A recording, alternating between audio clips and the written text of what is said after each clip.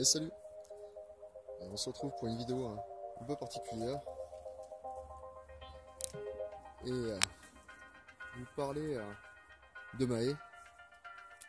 Donc là en l'occurrence c'est de la laurière. L'avantage avec les laurières c'est que ça produit beaucoup de feuilles et beaucoup de biomasse. Donc jusqu'à là c'était chouette. Donc mon terrain en longueur il fait 95 mètres. Et jusqu'à là j'avais une haie qui faisait 95 mètres de long. Donc deux moitiés en laurière avec des noyers plantés en plein milieu des laurières. Ça attire beaucoup les oiseaux, il y a beaucoup de nids dedans et les hérissons viennent se planquer dessous également. Donc, on peut voir hein, toutes les feuilles, ces feuilles là vont se retrouver au potager quoi. Et mon potager s'arrête là. Donc démarre. Mon potager s'arrête là. Et voilà ce qui s'est passé. Donc là on est sur la seconde moitié. Et c'était des sapinettes qui étaient installées ici. Donc sapinettes installées du côté du voisin. On peut voir le tronc ici. On peut voir la largeur. Donc quasiment 2 mètres. Hein. 2 mètres facile là-bas. Donc pour des raisons qui est propre à l'être humain,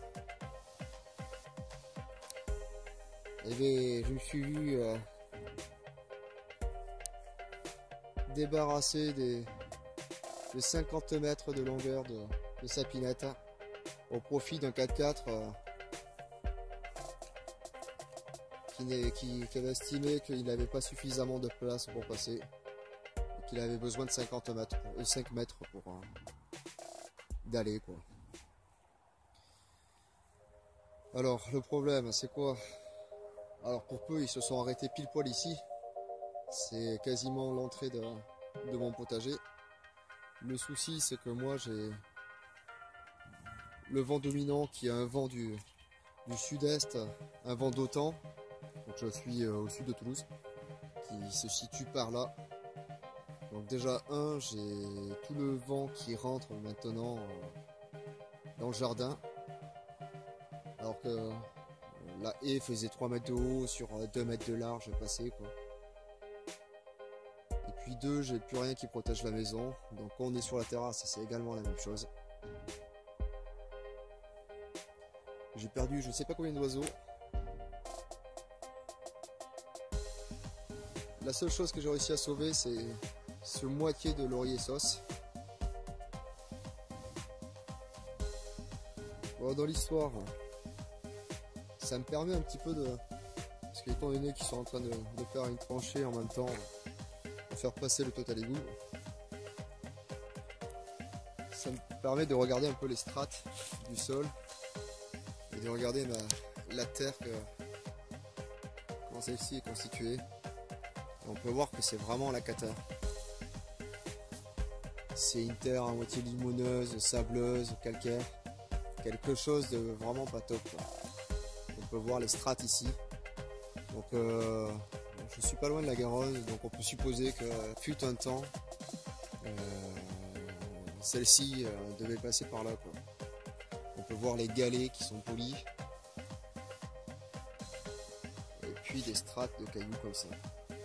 Donc ceci était la raison pour laquelle j'ai opté pour des buts de culture, du moins pour la moitié de mes parcelles.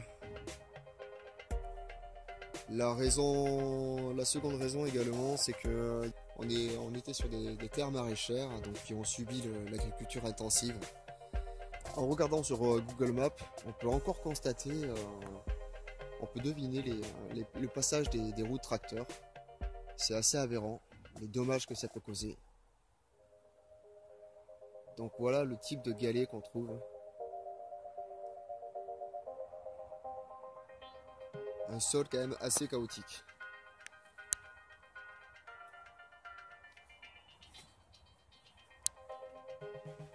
Donc ici c'était nu sous les sapinettes. Forcément, hein, ça n'avait jamais vu la lumière du soleil. Ça faisait 52 ans qu'elles étaient installées. Et puis spontanément, il y a les herbes, hein, les premières herbes qui sont venues s'installer. Donc une espèce de kénopode, du pissenlit, comme une céréale, on dirait, je sais pas trop quoi. Alors je les connais pas toutes, j'en connais pas beaucoup d'ailleurs. J'ai vu, il y a de la morelle noire aussi. Il y a du trèfle qui s'est installé. Bon, ben de suite, moi, j'ai installé du pois fourragé pour compenser tout ça. Donc j'ai fait ça sur toute la longueur. Commencer à préparer le sol pour envisager quelque chose en suivant. Pour l'instant, je n'en ai aucune idée parce que je ne sais pas ce qui va se passer de l'autre côté. Donc je prépare le sol et puis on verra pour la suite. Enfin, si vous avez des idées ou quoi que ce soit, n'hésitez pas à partager. Ben voilà. Et je vous dis à une prochaine fois. Salut.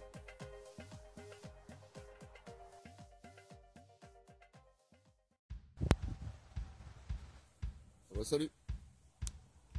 Et la suite de mes aventures.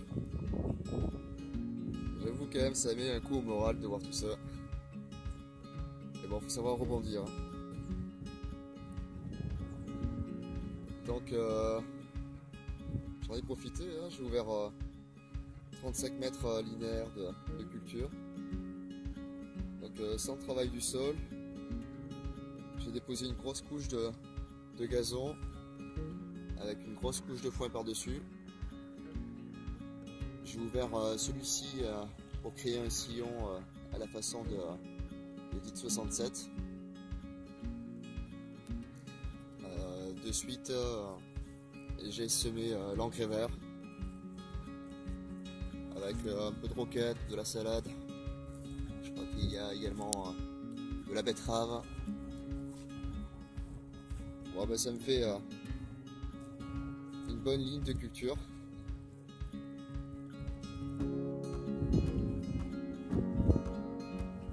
J'en ai profité, ça m'a ouvert le côté sud du coup, sans la haie. Donc des maisons.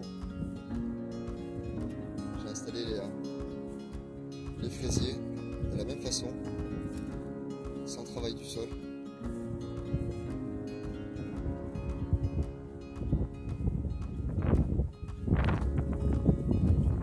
Ça fait une jolie bande de culture. On va oublier le vis-à-vis pour l'instant. On verra ce qu'on va faire pour le printemps prochain.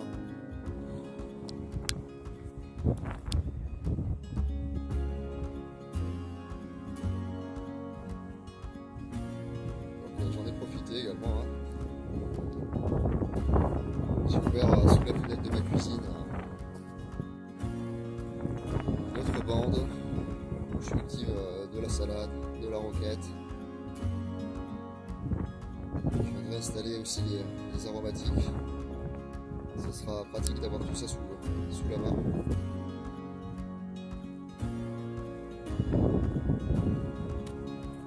Petit hôtel improvisé.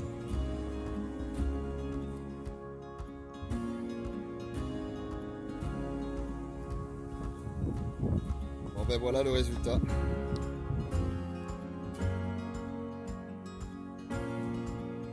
Il y a de quoi faire. Je vous dis à une prochaine, salut.